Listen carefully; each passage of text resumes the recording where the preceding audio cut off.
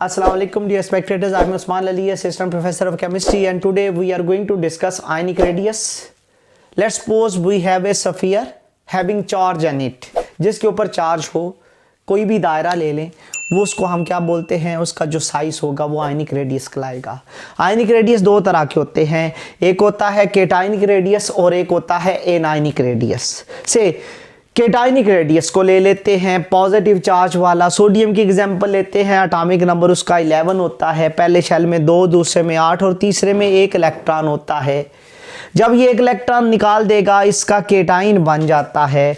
पहले इसका साइज 186 है, अब 95 पिकोमीटर रह जाएगा। मीन केटाइन का साइज छोटा और पेरेंट एटम का साइज जो है वो बड़ा होता है। केटाइनिक रेडियस स्मॉल क्यों होता है?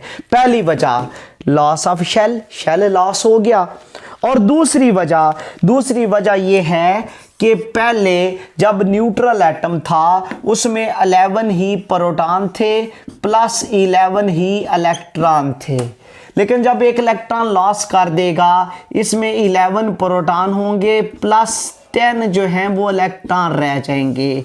मीन 1 इलेक्ट्रॉन कम हो जाएगा।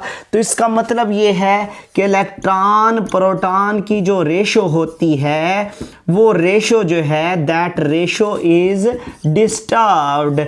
तो ये जब डिस्टर्ब्ड हो जाएगी तो एक प्रोटॉन ज़्यादा होने की वजह से न्यूक्लियस की पकड़ बढ़ जाएगी, तो साइज जो है वो छोटा हो जाएगा। Due to greater proton the size will decrease, तो साइज छोटा हो जाता है केटाइन का पेरेंट एटम से। अब उसके बाद दूसरा जो आ जाता है उसको हम नाम देते हैं एनायनिक रेडियस। एनाइन जो होता है ये शॉर्ट क्वेश्चन आता है, why cationic radius is smaller than parent atom. Anionic radius negative charge वाला, उसमें हम एग्जांपल लेते हैं क्लोरीन की। तो इसका एटॉमिक नंबर जो है क्लोरीन का एटॉमिक नंबर 17 होता है।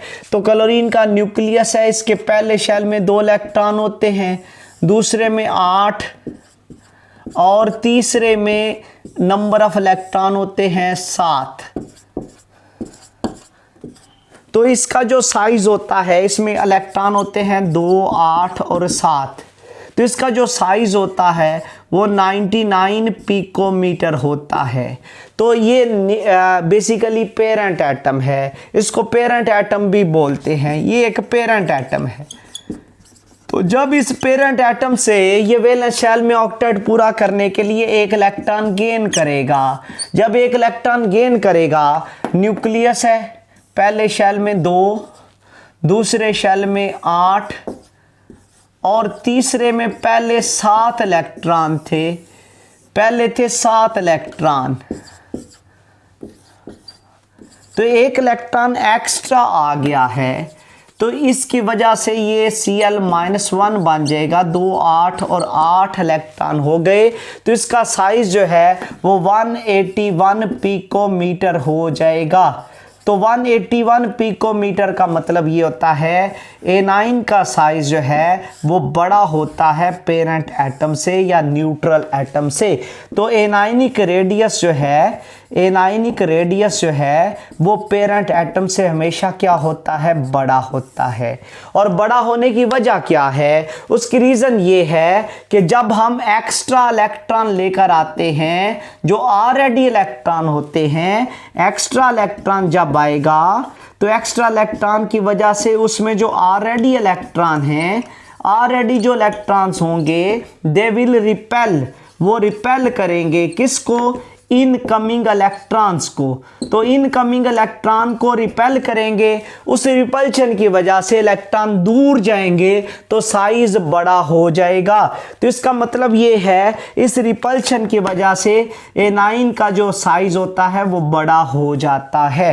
तो इसका मतलब ये है कि एनायनिक रेडियस पेरेंट एटम से बड़ा होता है। ये भी एक शॉर्ट क्वेश्चन है जो कि बोर्ड के एग्जाम में अक्सर आता है। तो एक पॉलिंग ने स्केल बनाया था, पॉलिंग ने एक स्केल बनाया था कि जो आयनिक सॉलिड्स होते हैं, से आयनिक सॉलिड है सोडियम क्लोराइड है, तो सोडियम क्लोराइड का क्रिस्टल लेटस का रेडियस कैसे निकाला जाता है? तो आयनिक सॉलिड का रेडियस निकालना हो तो वो निकलता है केटाइन का रेडियस प्लस एनाइन का रेडियस। तो आर जो है ये क्या है? R it is the radius of crystal lattice. Ionic solid को क्रिस्टल लेटस भी बोलते हैं। तो इनका रेडियस कैसे निकलता है? केटाइन और एनाइन दोनों के रेडियस को जमा कर दें तो ये जो सोडियम का केटाइन है इसका साइज होता है 95 पिकोमीटर और इसका होता है 181 पिकोमीटर।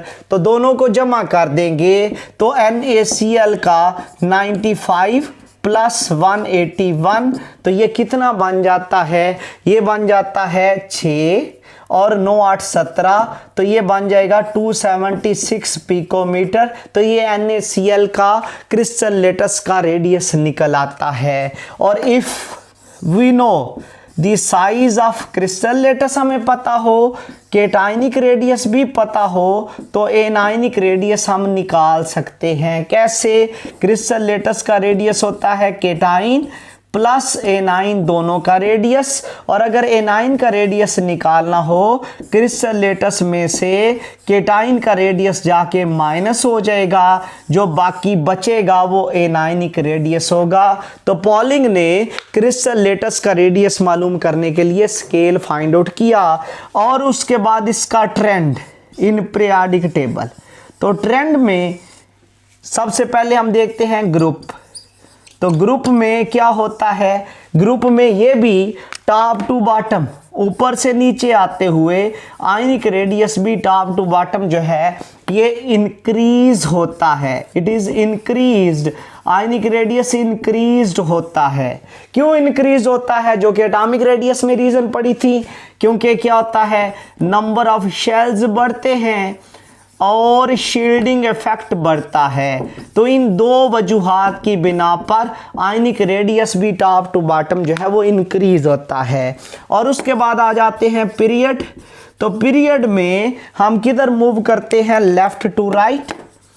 तो जब हम लेफ्ट टू राइट मूव करेंगे तो एटॉमिक साइज जो है वो डिक्रीज होता था, तो आयनिक रेडियस भी क्या होता है? ये भी डिक्रीज होता है। तो इसका ट्रेंड एटॉमिक रेडियस का ही ट्रेंड है। क्यों? क्योंकि left to right shell same रहते हैं, शील्डिंग इफेक्ट सेम रहता है, लेकिन क्या इंक्रीज होता है? एटॉमिक नंबर बढ़ता है। उसकी वजह से नंबर ऑफ प्रोटॉन बढ़ते हैं और नंबर ऑफ प्रोटॉन बढ़ने की वजह से क्या बढ़ता है? न्यूक्लियर चार्ज बढ़ जाता है। तो जितना न्यूक्लियर चार्ज बढ़ेगा उतना जो है वो साइज जो है वो डिक्रीज होगा। तो हमने ये पढ़ लिया कि ये जो आयनिक रेडियस है ये भी बेसिकली पीरियड में डिक्रीज होता है और ग्रुप में क्या होता है? It will increase. तो this is the trend of ionic radius in periodic table.